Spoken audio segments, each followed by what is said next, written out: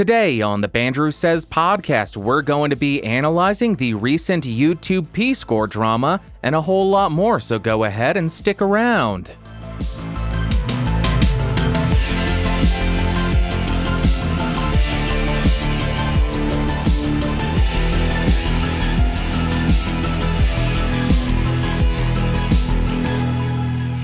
Greetings, Earthlings, and welcome back to episode 189 of the BSP. My name is Bandrew. This is what I says. In the show notes down below, there are timestamps of everything that I discuss. If you want a different version of the show, either audio or video, you can find that at bandrewsays.com. And if you want more educational shows, go check out geeksrising.com. If you have not been paying attention on YouTube over the last couple of weeks, there has been a lot of drama and freaking out and hair on fire surrounding the YouTube P-score. If you don't know what this is, the P-score refers to a ranking that YouTube gives channels, which used to stand for preference score, and is based on 5 separate criteria, and I will let YouTube themselves explain exactly what this is. P-score is a more advanced proprietary algorithm designed to deliver robust channel selection improvements via an array of these 5 sophisticated signals. Popularity is driven by watch time, a proprietary metric that reveals repeat engaged viewership. Passion is based on how engaged an audience is with a channel. It uses several different kinds of signals to understand how often users interact with content. Protection continues to focus on content suitability by combining our latest classifiers with an added layer of validation so that P-score outputs are working for your brand. Platform highlights content that's more frequently watched on large screens, such as TV screens, by a rapidly growing audience of empowered viewers. Production includes content that employs sophisticated camera work and cinematic technique. And since we can access a multitude of proprietary signals that no third parties can, P-score is also proprietary. Popularity, passion, protection, platform, and production, all proprietary signals combined to surface among the most engaging and brand-appropriate content on YouTube across music, beauty and fashion, video gaming, and other key categories.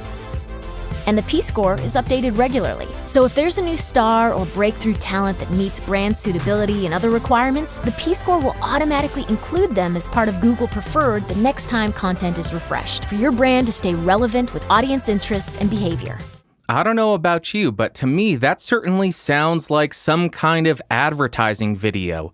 Like the P-score is used to determine the ad friendliness and the ad success rate to expect from certain different channels. What do you think? Let me know in the comments. But the drama surrounding this entire P-score disclosure is people are speculating that the P-score is used for recommendation algorithms. I personally don't think that's the case. Based on a video from YouTube themselves, the P-score is used to determine who is going to be allowed into the Google Preferred service. If you don't know what Google Preferred is, those are the best channels that companies can advertise on, the most advertiser-friendly, with the most likely audience to engage. Because of that, I simply don't think that the P-score has anything to do with the ranking in search results or the distribution of your channel's content. I do want to point out that correlation does not imply causation. But when you think about it, of course, there will be some correlation between rating something PG or teen or adult content and the brand friendliness as well as the distribution, especially given the current climate where brands are walking on eggshells. They are horrified of the idea of being associated with somebody or a channel that is less than savory. But here is why I don't think the P-score is directly related to throttling recommendations or distribution of content. Most of the top 10 channels in terms of P-score are late-night talk show hosts. Yes, of course. But we also have PewDiePie with a score of 994. We have Steven Crowder with a ranking of 884, Logan Paul with 857, Casey Neistat with 789, Jack Black with 778. You would think that Steven Crowder and PewDiePie would be below Logan Paul, Casey Neistat, or Jack Black because those are much more controversial figures than the latter. So let me pose this question to you. Why is it that these late night talk show hosts and these network TV shows have such a high ranking in terms of P-score? Could it be that YouTube is unfairly favoring them in lieu of general YouTubers? Think about that for a second. Is that possible? Or could it be that all of these late night talk shows and these network TV shows are subject to FCC guidelines about what they can say, meaning it is almost guaranteed that what they put out will be advertiser friendly? That's a good question, Bandrew. Could that possibly be why they have standards and practices in place to ensure they don't do anything to piss off advertisers? No, of course not. It has to be that YouTube hates YouTubers. That must be it, of course. YouTubers, although right now, today, they may be perfectly advertiser friendly, there is no regulation in place. There is nobody in their office from standards and practices reviewing every single video that they put out, ensuring that nothing they say is crossing the line. That doesn't exist for the majority of YouTubers. YouTubers are completely independent. So even though I really dislike the fact that YouTube is surfacing these late night talk shows on the trending tab, in the recommendations, and in the up next, I think that is completely unrelated right now because this current drama is surrounding the high ranking of P-score, which is used for advertising, and it makes perfect sense why late night talk shows and any show that has a standards and practices office is having the highest ranking in that score. I just think that it's kind of insane that people are so angry that late night talk shows and network TV have high P-score ratings. Would I prefer to see YouTubers surfaced more in trending and up next and all the recommendations? Of course, because I don't think these networks give a crap about YouTube. It is just a platform that they can manipulate and suck dry before they bounce and destroy the platform. I don't care for any of these late night talk show hosts being on the platform, but that is completely unrelated from P-score. Now, all of this drama stems from a video posted by somebody named Bo Blacks, and I will link their video in the show notes if you want to check it out, but I want to push back on one of the points made in this video. He says that the reason you see more channels with 1 million subs in your recommendations is because those channels have preferred ads and YouTube pushes them because they make money. I understand the thought process 100%. YouTube is in the business of making money, so why wouldn't they push channels that will make them more money? But to play the devil's advocate, couldn't it also be that people who have reached 1 million subs have tapped into something with their content which has proven that they have a wide appeal? I currently have 125,000 subs on my main channel, but it is very, very niche. If YouTube puts my stuff on the front page, which they have in the past, or if they push it a lot in recommendations and up next, it would not do well because very few people are interested or very few people want to watch a very nerdy and in-depth review of a microphone or an interface with a bunch of tests that they couldn't care less about. So I do not subscribe to this idea that we mainly see recommendations from channels with 1 million subs just because they have preferred ads. I subscribe to the idea that we see them recommended more because they have shown that they are doing something right and that they have tapped into some kind of topic and presentation style that a large audience is willing to watch. That is why they are recommended, in my opinion, as opposed to just, oh, they have preferred ads. No, they're doing something right. That's how they got to 1 million subscribers. That's all I've got for this story. I just wanted to share my thoughts on it and bring a different viewpoint to the discussion because I think a lot of people are freaking out for no reason. P-score does not equal channel recommendations. P-score equals, is your channel brand friendly? And of course, there will be some correlation there, because if you say the F-bomb every other word, or if you have naked women in your videos, of course, YouTube is not going to recommend your video or push it to 1 million people, because your channel will be age-gated. So there is some correlation there, but the P-score does not equal recommendations.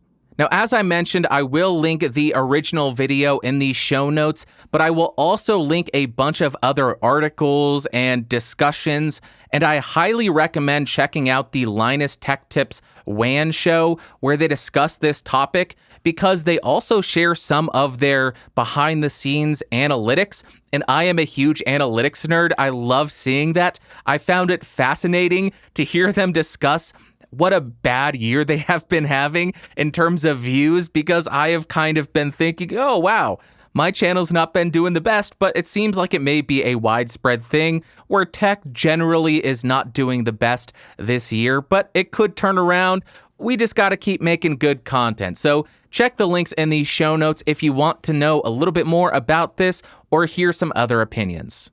That is it for the news. Now let's jump to a new product which was just announced, and this would be the AirPods Pro. Don't be confused. This is not going to replace the current AirPods. They will be sold concurrently. So for the plebs, you can have the $160 or $170 AirPods, which feel terrible in your ears and sound pretty bad. Or you can have the AirPods Pro, which have rubber tips. Amazing. I love the fact that they did that. They have active noise cancellation, and I don't want to speculate, but from the reviews I have seen of them, the sound signature is pretty similar and just don't sound very good. Therefore, if you're looking for somewhat bad sounding but insanely convenient, fully wireless earbuds that do have active noise cancellation, they'll set you back $250. I guess that's pretty fair considering the fully wireless earbud marketplace. That seems pretty normal pricing there. Now let's jump to what I've been testing. This is going to be an expensive section. Okay, the cat's out of the bag. In the background of my video, you can see the Universal Audio X8. Last episode in the comments, Chaz actually spotted it and mentioned it in the comments saying, I wonder if he'll discuss something that starts with X and ends with 8. Yes, I am, Chaz. Yes, I am. Anyone in my Discord server will remember maybe a year or a year and a half ago, I had saved up enough to get the prior generation of this, which was Thunderbolt 2. It was just the Apollo 8, 4 mic pre's, and 4 quarter-inch line inputs, if I remember correctly. But I stopped myself from buying it because it was on such a deep discount. I had speculated that they had discounted it this much because they were going to release a Thunderbolt 3 version of that interface, and I just so happened to be right. So when Universal Audio announced the X8, which has the Thunderbolt 3, I was so incredibly excited and ready to go buy it, but then I stopped myself because it seems like once a year, they release a sale where if you buy one of their interfaces, they will throw in one of their satellites for free, which gives you extra processing. And I sat on this money that I had saved for a year until just a couple of weeks ago, maybe a month ago, I saw the sale on Sweetwater and I said, it's here, it's finally here. And I bought it. I had buyer's remorse almost immediately, thinking, oh no, what have I done? I liked having the money in my bank account more than I liked having the interface on order, but as soon as I plugged in my headphones, I got a smile on my face, man. It is such a fun-sounding interface, such a fun-sounding headphone amp, and I love the fact that there are 4-line inputs, because now I can run 4 external preamps, which unfortunately now I have that many, and I won't have to go behind the interface and reroute anything or unplug one preamp and throw in another one, and then I just have a crap ton more processing, especially once I get that satellite for free. I don't know when it's going to show up. Hopefully soon, though, because I would love to have that. So yes, I have been testing the Universal Audio X8, which is a rack mount Universal Audio interface. Killer device. The next thing that I have been testing, I am sure that some of you eagle-eyed listeners kind of, that doesn't make sense, does it? Eagle-eyed listeners will have noticed I am using the Neumann U87 AI. God. I was finally able to get one, and my wallet hates me. I have spent way too much money, and I have dipped deep into my personal savings account. I am way over my budget for the YouTube channel, but I got the hankering for a U87. I had the money, and I finally did it. And I gotta say, I felt a little bit less buyer's remorse when I ordered this because this is so highly regarded. And when I first plugged it in, I said, oh, okay, yeah, that sounds great. That sounds fine. I'm happy with it. $3,600 or $3,200, maybe. But then I went and recorded a super duper extra secret podcast that I am doing for NaPodPoMo, which is National Podcast Post Month. And I compared the audio from the U87 AI to the audio from the Shure SM7. And as soon as I did that, I said, oh, okay, yeah, I get it. It sounds so good. I really love the sound of this thing, especially if you just get right on top of it and you don't speak aggressively like I do on all of my shows, and you just speak nice and calmly. It just has such a full and crisp sound, and it's just so smooth. Hopefully there's not too many mouth noises. But for the next month or 2 or 10 or forever, I will be using this microphone to get my money's worth. But like I do with every mic that I get, or at least higher end mic, I will 100% use it for a month on the show. Right now, for this episode, I will not do too much post-processing because I want to let it breathe. I want you to hear the microphone's natural sound. I do not have any EQ on the LA610 Mark II, but I do have maybe 3 to 6 dB of compression on the 610. So there you have it. That is what I have been testing. Very expensive segment, and I didn't think about this, but right now, this is not me bragging. This is me pointing out what a moron I am. My signal chain for this podcast, I hate myself. It's $3,200, $1,600. So we are at $4,800. Then $2,800. I've lost count. Just way too much money. I'm an idiot. I hate myself. Stop spending money, Bandrew. Why did I say that so weird? Let's jump to what you had to say. First comment comes from Beige Boy. He says at 410, woo! You tell him, Bandrew. Where's the coffee, dude? Don't you drink it anymore? Hey, Beige Boy, appreciate the comment, and yes, I do drink coffee. However, I record these episodes in the afternoon typically now, and if I drink caffeine this late in the day, I will end up staying up until midnight or 2 a.m., and I just can't do that. So what I do is I wake up super early on Sundays, I go grab some coffee, I do some research work on the outline, and while I am doing that, I am chugging a venti black Americano, and then I come in here and record. But I typically finish the coffee before I record. That's why you don't see me drinking it, and instead, I drink water. Next comment comes from the Lawyer Bot. He says, Mixer, fresh platform, FTL streaming, or 0.2 second delay between the viewer and the streamer. Oh, and an interactive board to press buttons that affect the stream in various ways. I got a ton of gripes about Mixer and Twitch. Lawyer Bot, thank you very much for the comment. I don't know what any of that means. FTL, or 0.2 second delay between viewer and streamer, that seems pretty good.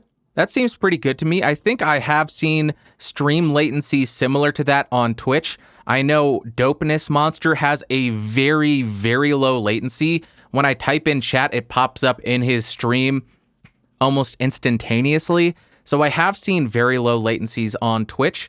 Don't know if the latency on Mixer is better, but I did sign up on Mixer so I could save my username and nobody start streaming as podcastage. We'll see what happens. Maybe I should stream on there in the future, test it out and see what it's like. Next comment comes from Night Ranger 222. Hi, Bandrew. I have a question. Does PewDiePie now lose all of those subscribers from China? That would put him back at around 100,000 subs worldwide. Sorry for his loss. Maybe he should think twice about what he says online before he pisses off 1 billion people, or at least the dictator who controls 1 billion people. Lol. As always, love your show and keep up the good work. No, great work. Night Ranger 222, thank you very much for the comment. I always enjoy having civil discussions and civil disagreements about these topics, and I agree partially with what you're saying, and I may be misinterpreting the tone of your comment. That's always something that's difficult with text-based communication. It is so easy to misinterpret. I agree that he should be willing to face the consequences of what he says, just like when he had the bridge incident in PUBG. He deserved to face the consequences of those actions. When he did the Fiverr video, he deserved to face the consequences of his actions. Do I agree with all of the consequences of them? Not necessarily, but he does have to face those. What I don't disagree with is I think it's kind of a good thing that he is speaking out against a dictatorship, if we can call it that. If I'm not mistaken, maybe it's United States propaganda. I believe the Chinese government is putting Uyghurs in concentration camps. Those are Chinese Muslims being put in concentration camps. I think that's something that people should speak out about and denounce and mock the people who are in charge of doing that and calling for that to be done. Now, in my eyes, it seems like your comment is implying that he shouldn't be speaking out against a dictatorship. I'm not saying that's what you are saying. I am saying that's how I interpreted it. And I say that you should be speaking out against any and all governments that you think are crossing boundaries if you think that. And I am not just saying speak out against the Chinese government, although I think what they are doing is pretty crazy and completely reprehensible, and they should be denounced 100%. Terrible, terrible government. But you should also speak out against the Canadian government, the US government, the Mexican government, the Venezuelan government. Whatever government is in power, if you think they are doing something that directly harms their citizens, that should be denounced. Those are my feelings. So I don't think that you were actually condoning the behavior of the Chinese government. I just interpreted it as a way of you saying, well, you know what? Maybe he shouldn't be saying that. I disagree there. If somebody is putting people in concentration camps, yeah, people should say something about that. Appreciate you leaving the comment, Night Ranger. At least I got your name right this week. I didn't call you Knight Rider. Next comment comes from Chaz. He says, I personally despise AKG's use of marketing terms for the new Lyra microphone. 4K compatible Ultra HD audio?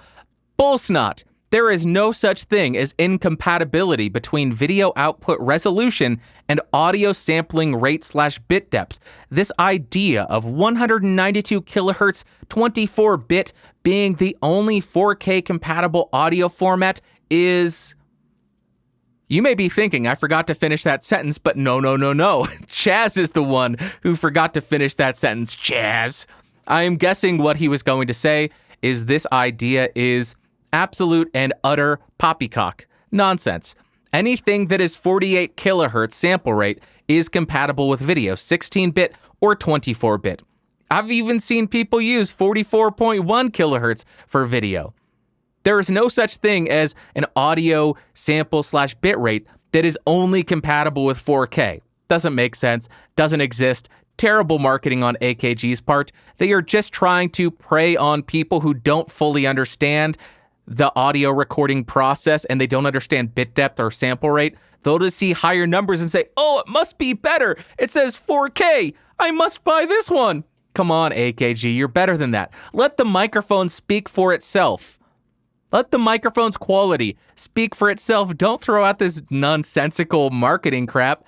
I've just ruined my any possibility of working with AKG. Hey, guys.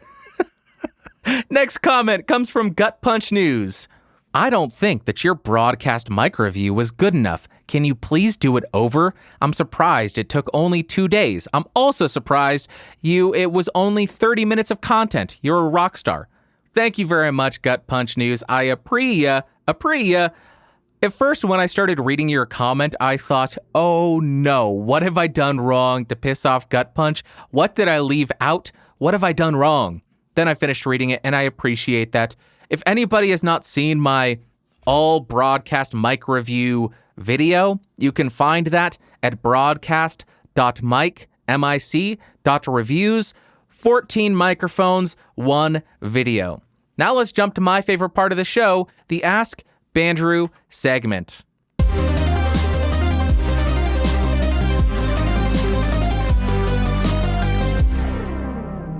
All right, if y'all got any questions, go ahead and send them to askbandrew@gmail.com, or if you want to submit an audio question, you can do so by going to bandrewscott.com or bandrewsays.com and using the built-in SpeakPipe app to send that in. We are all podcasters. We like speaking into microphones, not into the microphones. We like speaking into the microphone, so go ahead and send one in and save yourself from listening to me read poorly. First email comes from John B. He says, hey, Bandrew, just came across your reviews on YouTube. You got a subscriber out of me. Thank you very much, John. Appreciate. I know you just recently did a video on the Amazon Basics Dynamic Vocal Microphone Super Cardioid, but on the same release date, Amazon Basics also released the much less expensive Amazon Basics Dynamic Vocal Microphone Cardioid. It's currently going for $19.99, and I am very curious to see how it holds up compared to other microphones with simple cardioid pickup patterns. As many manufacturers do with their microphones, it looks very similar to a Shure SM58. I was wondering what your opinion on this $20 budget microphone would be. John, thank you very much for the email. I appreciate. And I actually just did a review of this microphone last Tuesday. Don't remember the date. Was it October 29th, 2019? You can find that at podcastage.com. There is a posting with the video embedded. My opinion, it's a decent microphone for $20. If I did not have any other $20 mics to compare it to, I would say, oh wow, this is amazing for $20. But then if you throw the Behringer XM8500 into the mix, it quickly becomes apparent that it's not the best microphone at that price. The XM8500 really is it's insane for a $20 price tag, and it's going to be hard for any company to beat that. I don't know how Behringer has done it, but they have done a very good job with that microphone, and in my opinion, the 8500 beats out the Amazon Basics Vocal Dynamic Microphone Standard Cardioid. That's my opinion. Thank you very much for the email, John. Next email comes from Casper. He says, hey, Bandrew, I love ReviewBruh, and I would like to listen to his radio podcast. Here is a sample. But in my opinion, this sounds bad, very tinny. I think S is too harsh. There is not enough bass, but that's only my amateurish opinion. Can we help our fellow YouTuber with upping his production value? I have no idea what hardware he's using, but I think he's recording it in a professional radio studio. In my opinion, that quality is very poor for a pro setup. There is a possibility that he's recording with bad settings/software. Casper, thank you very much for the email. If anybody is interested, ReviewBruh's podcast is called the VORW Podcast. And here is a quick sample of that so you can hear what Casper is criticizing or asking for assistance and improving. Here is a clip from the VORW show podcast international radio thing. This is the voice of the Report of the Week, signing on. Hello, ladies and gentlemen, and everyone listening. This is VORW International, the voice of the Report of the Week, Thursday, the 17th of October, 2019, the year being. That was a very quick sample of ReviewBruh's podcast. I went ahead and headed over to the podcast channel for this, and I was able to find a video where he is recording the podcast with a face cam. and it appears that he is recording it with an Audio-Technica ATR 2100 USB about 6 to 12 inches away from his mouth. So in my opinion, he has a good microphone to record a podcast with. He is a little bit far away from that microphone, or a little bit farther away than I would personally prefer. You can hear a little bit of room noise, and it is definitely harsher in the higher frequencies.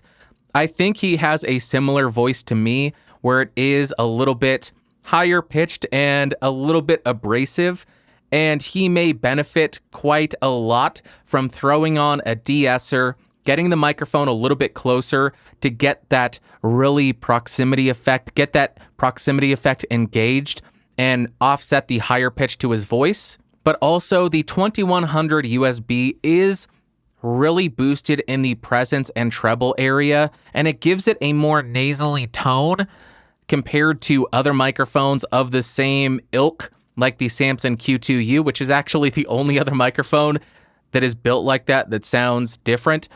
So I think the Q2U may be a better option, but his S's would be much more sibilant on that microphone. If I were him, I would throw the microphone closer to my mouth, get it maybe 3 inches off, throw on a de-esser, and that should do a lot to help out. Maybe throw on a compressor as well. And if it's still a little bit too shrill in the higher frequencies, maybe pull down a little bit with a slight EQ. Future editor Bandrew here. I realized that what I should do here is include a very quick test of adding the processing I am recommending. So first I will play a clip from ReviewBruh's podcast with no processing. Then I will play a clip with a little bit of processing that I added on top of it, and then I will explain what I did. Hello, ladies and gentlemen, and everyone listening. This is VORW International, the voice of the Report of the Week, Thursday, the 17th of October, 2019, the year being. Hello, ladies and gentlemen, and everyone listening. This is VORW International, the voice of the Report of the Week, Thursday, the 17th of October, 2019, the year being. First thing I have in the chain is a FET compressor, which is a very quick compressor. I have a ratio of 4:1, an attack of around 18 milliseconds, and a release of around 200 milliseconds.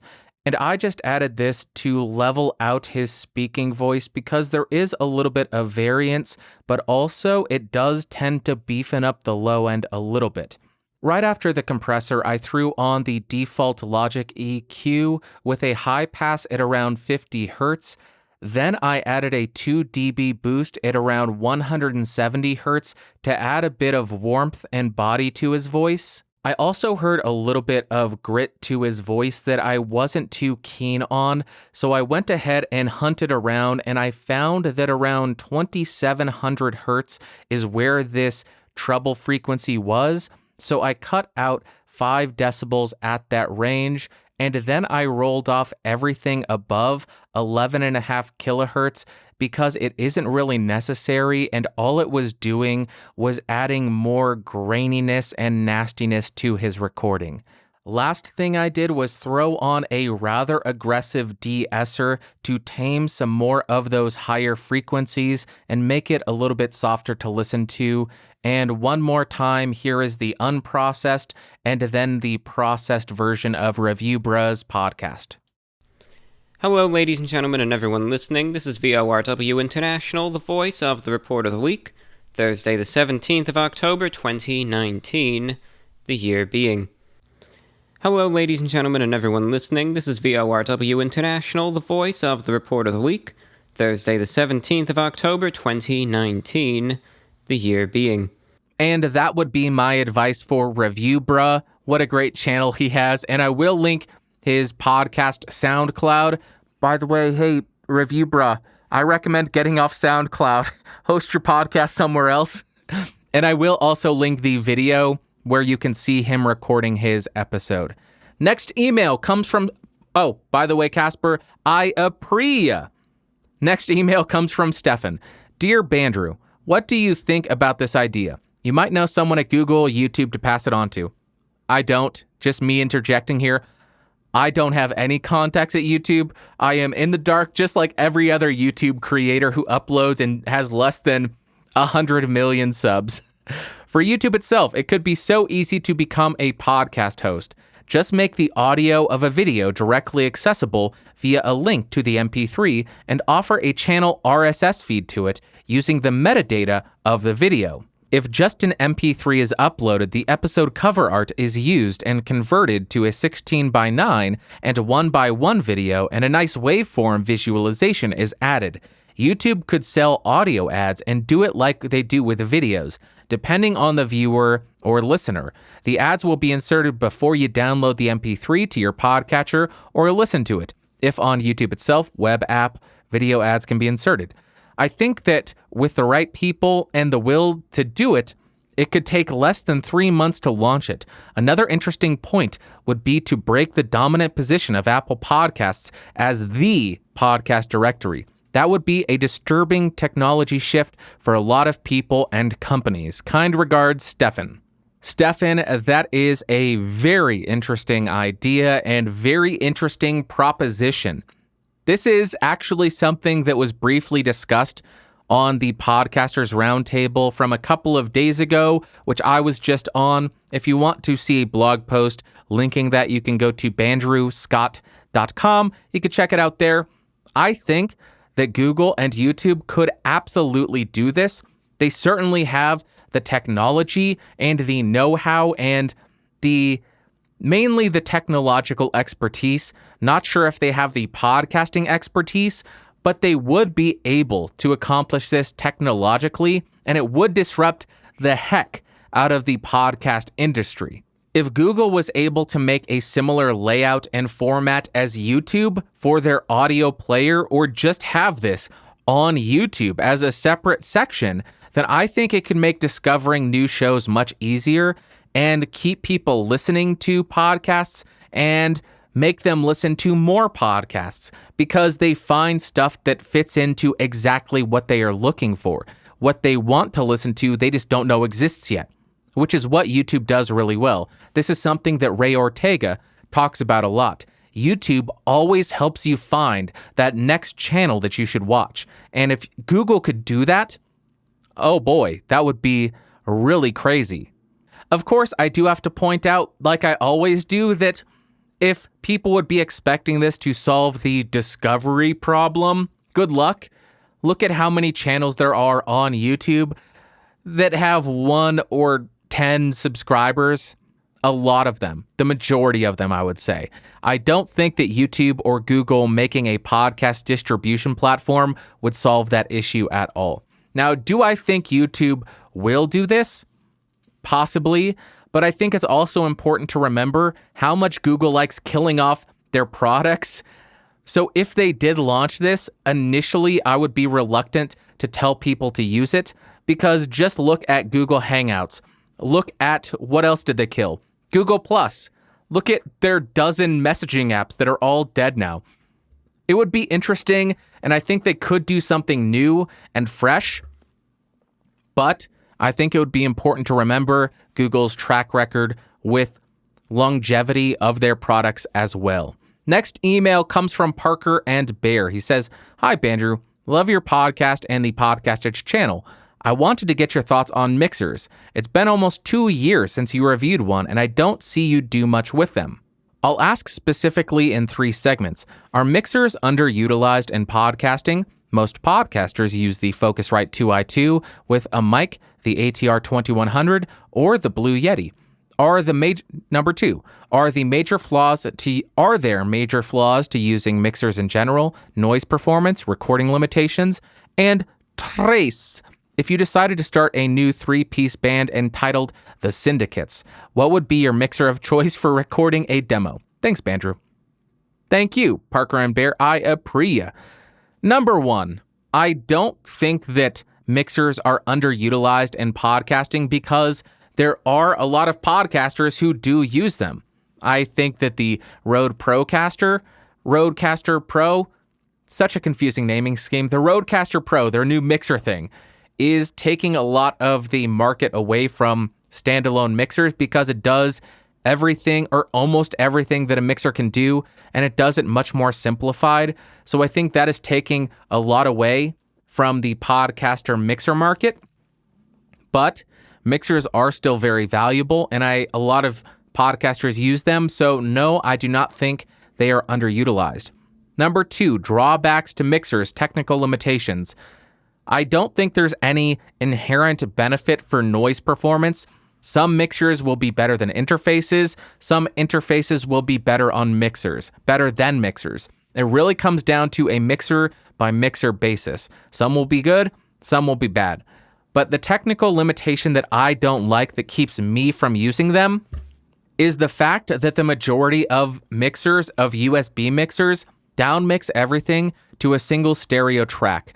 Therefore, if you have multiple people talking, if you have 3 or 4 or 10 speakers talking into their individual microphones, that's all getting mixed down to a single stereo track, which will make it much more difficult to do any kind of mixing in post because they're all on 1 or 2 tracks.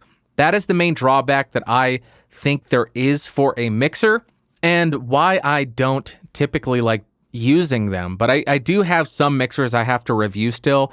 I have just been sitting on, not physically sitting on them, but not doing them for about a year now. I need to get around to it. And number 3, my mixer of choice for recording a punk band, the Syndicates, would be the Zoom L8, Zoom L12, or one of the Soundcraft mixers, or the new SSL mixer. The reason I say that, well, the L6, the L8, the L12, or the Soundcraft, I believe all of those do multi-tracking. The L8 and L12 100% do multi-tracking. The Soundcraft mixers, I think there are some that do multi-tracking, some others that don't. They just downmix everything to stereo. I would go for a multi-tracking mixer. And then the SSL 6, that's just because I want to play with an SSL mixer. I never would be able to. They're all built into consoles and expensive, so a $1,500 one, although expensive, is a very cheap way to get into the SSL ecosystem and get to use one. That would be my choice. The SSL 6, the Zoom L8, the Zoom L12, or a multi-track Soundcraft mixer. There you go. Thank you very much, Parker and Bear, for the email. I appreciate. And last email is not an email. It is a voice submission from Rue, from the Rue's Views YouTube channel. I will link his channel in the description and show notes. Here it is. Here is his voice submission. Hi, Bandrew. I've been using the Steinberg UR22 for about 5 years now, and I recently started doing voiceover work using a Behringer XM8500. But here's the problem. Being a dynamic mic, I have to turn the gain up to about 90%. No surprise there, but once the audio is recorded into Cubase, it's still incredibly low. The waveform is barely visible. I have to boost it about 15 to 20 decibels, and then I add some EQ and FX, and finally I boost the master bus a little bit just to get it at a decent level. This method doesn't make me feel like I'm getting as clean a file as I should be. I have tried using the Rode Procaster, which is many times the price of the XM8500, but I have to do the same steps to get the level up sufficiently, and the voice quality doesn't turn out much better anyway. I almost bought a cheap mic preamp this week to put between the mic and the UR22, but I've been reading that the UR22's internal preamp is pretty good and generally better than most sub $100 standalone mic preamps. So I don't see how running a preamp into a preamp will improve anything versus just running high gain on the UR22 and boosting it in Cubase. Can you offer any advice? I feel like I'm doing this all wrong. Thanks a lot. Rue, thank you very much for the voice submission, and what a great question. First off, my God, what a calming and soothing voice. I love it. What a great voice. It's so calming and just sounds great. Secondly, let me put your mind at ease. You are not doing this all wrong. What I hear from your recording there, you are a very soft talker, and at the same time, I think that you are pretty close to the microphone, so you are doing everything right, and I think you're on the right track. I will say the Stein, now because I just listened to him, I am speaking a little bit softer and a little bit more soothing. I don't know why. The UR22 preamps are decent, but they are not the best out there. I think you would actually benefit from an external, some people call it a preamp, but I don't think that preamp is the proper term, although it is a preamp. Something like the Fethead or the Cloudlifter or the Cathedral Pipes Durham or the Simply Sound SS1 or the SE Electronics Dynamite or there's a bunch of them out there now. What those devices do is they take phantom power from your interface and boost the audio by 25 or 20 decibels, depending on which device you get. And those typically have an EIN or a noise floor of around negative 128 decibels, which is an improvement over the Steinberg UR22. So you would be ultimately getting a lower noise floor because you are using a device to drive your microphone that has a lower noise floor, and you would have to increase the gain on the UR22 much less. So I do think that would be a good option for you.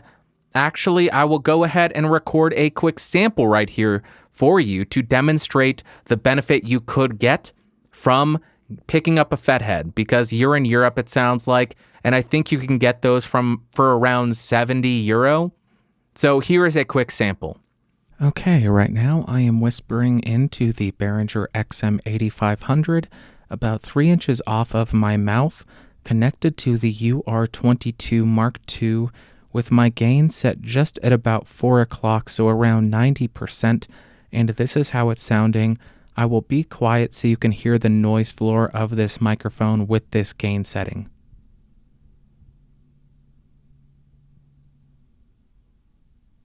Now I'm at the same distance with the XM8500, about 3 inches off of my mouth, but I have a Fethead at the back of the microphone, 48 volts phantom power on the UR22 Mark II is turned on, and my gain has now been set at around 9 o'clock, so maybe 25% or 20% on the gain dial, and I will be quiet so you can hear the noise floor at this gain setting.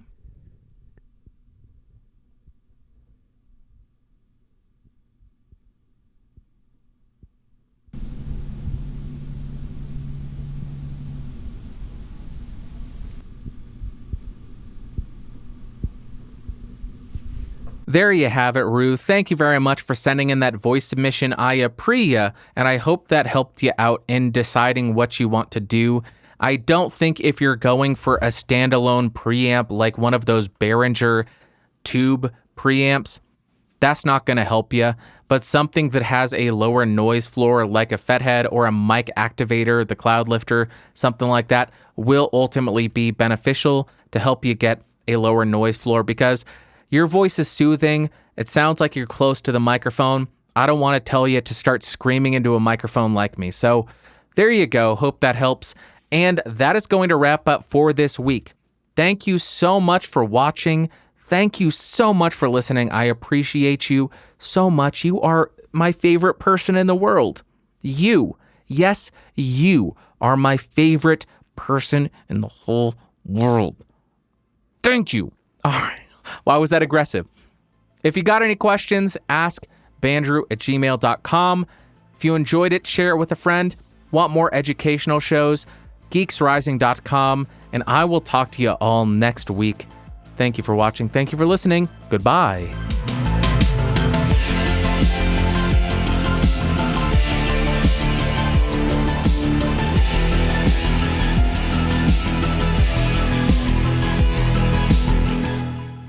This has been a Geeks Rising production. Your executive producer of Bandrew Scott. For more information, head over to www.geeksrising.com.